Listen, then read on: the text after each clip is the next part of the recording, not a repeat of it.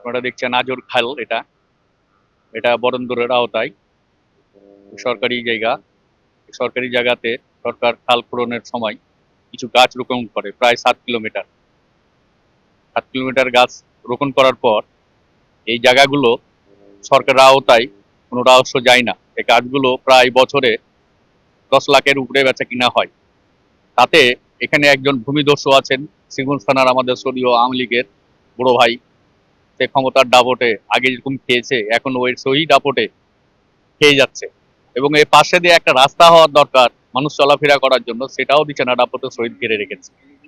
এটা বন বন বিভাগও দেখছে না, আদার্স কেউ দেখছে না। এখানে যে সমিতিগুলো আছে তাদেরকেও কাছে ভিড়তে দিচ্ছে না।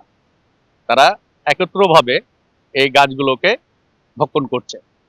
এটা হচ্ছে আজর মোজা আর খাড়ি। এই খাড়িতে অনেক গাছ লাগা আছে, আমের গাছ, অন্য অন্য গাছও আছে। এখান থেকে অনেক টাকা আয় হয়। আমি আওয়ামী লীগের লোক কানসাটের, সে জিল্লুর রহমান, সে দাপট দেখে সে গাছগুলা খায়। স্থানীয় লোকও কোনো 10 টাকা একটা আম খাইতে পায় না, এবং সরকারও এখান থেকে কোনো 10 টাকা আয় পায় না। বহুমুখী উন্নয়ন কর্তৃপক্ষর একটি খাল অর্থাৎ খাড়ি রয়েছে। এই খাড়ির পাশে প্রায় 500 থেকে 700 ঝাড় আম গাছ আছে।